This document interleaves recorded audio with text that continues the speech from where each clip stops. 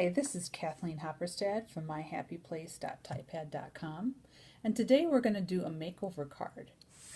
And what I mean by that is I ran across this card in my sample stash. Very cute card my friend Christina made years ago. And these stamp sets that was used are no longer current, neither is the ribbons, so I wanted to make this over using current stamp sets. So that's where my makeover comes in. I made a little of a simplified version with this. This is using the stamp set Freaky Friends. Love this set. And it's also using this fun new striped ribbon that's in the Holiday 2014 catalog as well. So I'm going to show you how to make this card. It's actually a lot easier than it looks. Okay, so our card is going to be 4x4. So it's a square card, but it still can fit in an invitation size envelope. And I'm kind of a practical gal. I love to do a different size card now and then, but I also like to be able to mail it whenever possible. So that's why we're doing the 4x4. So to get these circles to be somewhat even and not just winding up wherever, there's a little simple trick to doing that. And what you want to do is take a Post-it note, and I'm using the 1 1/4 inch circle punch, and you want to punch where the sticky part of the Post-it note is. So punch out a total of 4 circles, and I already have a couple punched already. And what you're going to simply do is position them where you want them on the card. And I just eyeball it. I don't really measure. That kind of takes the fun of the art project for me. And I don't have it perfectly centered on the card, as you will see, because there's going to be some ribbon taking up some space here. So I wanted to leave that a little offset. Alright, so now what you want to do is take that 1 1/4 inch circle punch again, and you're going to punch right over where those top 2 circles are placed. Just like that. Alright, so now we got these 2 little windows in the card. And then what I want to do is do a pop of color inside the card. So I took a piece of Tangerine Tango cardstock, and I'm going to adhere that in the inside of the card, and this is cut to 3 3/4 by 3 3/4. So that it leaves a little bit of a border around on the inside of the card of the basic black. So there we go. So we got a little pop of color peeking through. And next what I want to do is stamp my images on some Whisper White cardstock. Now I've already done most of the images already, and I just wanted to show you that your image doesn't have to fit within that 1 inch circle. You can do a part of the image as long as the interesting part, like on this witch, her base is showing through. So I'm going to ink this up with my Tuxedo Black Memento ink pad and stamp it on some Whisper White. And next I'm going to take a smaller circle, the 1 inch circle, and punch out just the head of the witch, like that. Now I want to add a little bit of color to this image, so I'm going to take an Old Olive blendability pack to color her in, and I'm going to use the lightest color. And the reason why I want to use the blendabilities is because it doesn't leave any streaks or lines when you're coloring in your image, which I love.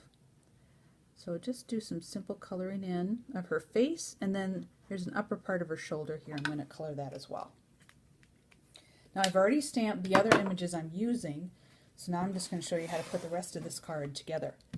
So one thing I've done is pop up the other images I stamped with Stampin' Dimensionals, and this 1 inch circle is going to fit with a little bit of a frame around it inside that circle. And then I'm going to take another of the monster images and place it inside here. And I've got another monster roaming around here somewhere. And then I'm also going to pop up the witch. And now for these bottom two circles, I'm not punching them out, but I want them also to be 1 1/4 inch circles as well. And it, add a little color to the project. So what I did was I punched out 2 old olive circles. And I'm going to just adhere those down directly on the card. And I left these circles on the card so that when I'm placing these, I still have an idea of the placement of where I want those.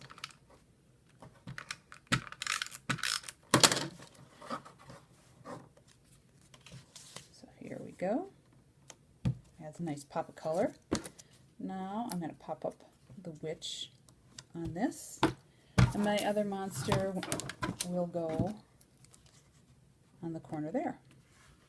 And then on the inside, I wanted to do a kind of a small greeting, and so I am using another stamp set. This one is called And Many More, and there's a Happy Halloween in here that I'm going to use. I'll stamp that with, again, the Tuxedo Black Memento ink pad, and I just want to make sure I have a nice clean piece. I'm going to punch that out with the word window punch, which fits all the greetings in this stamp set very well. Just center it here. And then I'm going to back that with, again, some old olive cardstock with the modern label punch, which goes so well with that word window. And just adhere those one on top of the other. And then adhere that to the inside of my card. So now it looks a little more balanced when you open it up. The only thing left to add to this card is the fun ribbon. And again, I mentioned this is in the Holiday 2014 catalog. This is Tangelo Twist and white ribbon. And I'm just going to tie a simple knot on the side of the card here.